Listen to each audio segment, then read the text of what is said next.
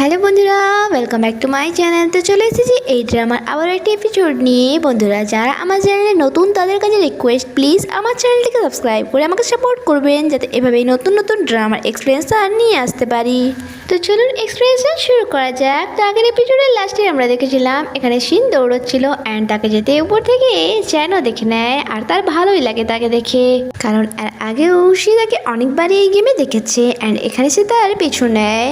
আর এদিকে শিন যে পুরনো শাসকের বাংলোতে আসে, বাট এই বাংলো একটি ভুতুড়ে বাংলোতে পরিণত হয়েছিল, যার কারণে সে যখন এখানে আসে অটোমেটিকলি দরজা বন্ধ হয়ে যায় অ্যান্ড চারিপাশে সে ভূত দেখতে পাচ্ছিল। ভয়ে তার অবস্থা খারাপ হয়ে গিয়েছিল। তখনই দরজা খোলার আওয়াজ শোনা যায়। অ্যাকচুয়ালি যেখানে চ্যান এসেছিল, সত্যি শিনকে নিয়ে তার চিন্তা হচ্ছিল। শিন ভয়ের মারে অজ্ঞান হতো, তার আগে এখানে চ্যান এসে তাকে বাঁচায় অ্যান্ড ওই ভূতদেরকে আঘাত করে, আর যা গোলাপের পাপড়িতে পরিণত হয়ে যায়। আর সে শিনকে বলে এইসব গেমের একটি মডেল, এগুলো রিয়েল নয়, তাই তোমার ভয় পাওয়ার দরকার নেই। এভাবে হঠাৎ এসে তাকে বাঁচানো শিনের অনেক বেশি ভালো লাগে। এরপর চান তাকে বলে আমি জানি পুরনো শাসককে কোথায় লুকিয়ে রাখা হয়েছে, তাই চলো আমার সাথে।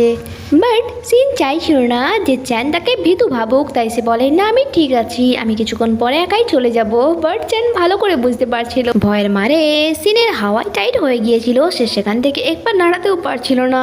চ্যান হেসে বলে তোমাকে দেখে পরিষ্কার বোঝা যাচ্ছে তুমি একটু ভয় পাওনি। এরপর তারা একসাথে মন্ত্রী ফাং এর বাসায় যায় পুরনো শাসককে খুঁজতে, বাট সেখানে তখনই মন্ত্রী ফাং চলে আসে, তাই তারা লুকিয়ে পড়ে। এরপর মন্ত্রী ফাং যখন ওখান থেকে চলে যায়, তারা রুমে খোঁজা শুরু করে। অ্যান্ড এখানে সিন নোটিস করে দুটো রুমের মধ্যে স্ট্রাকচারের ডিফারেন্স আছে। একটি রুম খুব বড় দেখাচ্ছে আর একটি রুম খুব ছোট দেখাচ্ছে। তার ডাউট হয় যে এখানে কোথাও একটি সিক্রেট রুম রয়েছে, তাই সে দেয়ালে কোনো ক্লু খুঁজতে থাকে। আর সত্যি সত্যি এই রুমে একটি সিক্রেট রুম ছিল, আর যেখানে শাসককে বন্দি করে রাখা হয়েছিল, পুরনো শাসককে বেঁধে রাখা হয়েছিল। তারা পুরনো শাসককে ছাড়াচ্ছিল, বাট এখানে চ্যান আবারও তাকে ধোকা দেয় অ্যান্ড তাকে ওখানেই বন্দি করে দেয় আর মেডলিয়ার নিয়ে নেয়। তার মানে তো এটাই যে সেই এই গেমটি আবারও জিতে যাবে।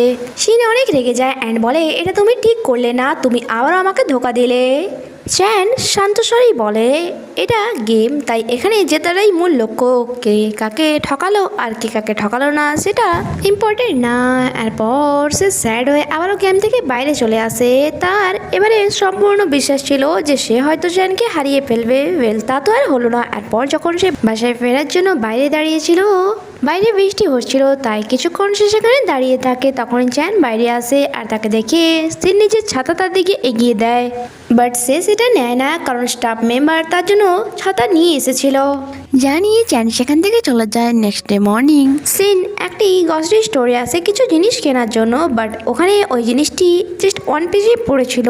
আর যা নেওয়ার জন্য যখন সে হাত বাড়ায়, অপর সাইড থেকে আরও একটি হাত ওই জিনিসটি নেওয়ার জন্য এগিয়ে আসে, আর এই চক্করে সিন নিচে পড়ে যায় অ্যান্ড তার জুতো খুলে অপর সাইডে চলে যায়। আর আমরা দেখি এখানে চ্যান ছিল, সে তার জুতো তুলে নিয়ে সে তার সামনে রেখে দেয়, ঠিক গেমের মতো।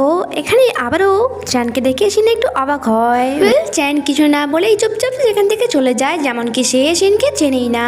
এরপর চ্যান এক জায়গায় আসে যেখানে সে একটি বাসা ভাড়ায় নিতে চাইছিল, আর যখন সে সিনকে তার পেছনে আসতে দেখে সে বলে তুমি কি আমাকে ফলো করছো। তখনই ব্রোকার বাইরে আসে অ্যান্ড চ্যানকে দেখে ওয়েলকাম জানায়, আর সে জানতে পারে যে শিনও এই কলোনিতেই থাকে। ব্রোকার জানায় সরি স্যার, বাড়িওয়ালা এখন বাসা ভাড়া দিতে চাইছে না।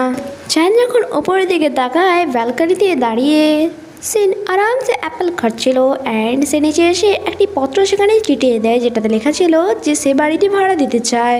আর যা দেখে চ্যানও ডিসাইড করে যে সে এই জায়গাটি যে কোনো হালে ভাড়াতে নেবে। নেক্সট ডে একটি ছেলে আসে ওই বাসাটি রেন্টে নেওয়ার জন্য অ্যান্ড এই ছেলেটি সেই ছিল যে ফার্স্ট টাইম গেমে চ্যানের জায়গা নিয়েছিল, আর যাকে দেখে শিনও চিনতে পারে, বাট সে কিছু বলে না। অ্যান্ড সে তার বাসার সম্বন্ধে কিছু বলছিল অ্যান্ড তার মনে হচ্ছিল এই ছেলেটি হয়তো তার কথা শুনছে না। সে নিজের কানে এয়ারবাডস লাগিয়ে রেখেছিল। সে বলে আপনি কি আমার কথা শুনছেন? সে বলে হ্যাঁ অবশ্যই, আপনি বলতে থাকুন।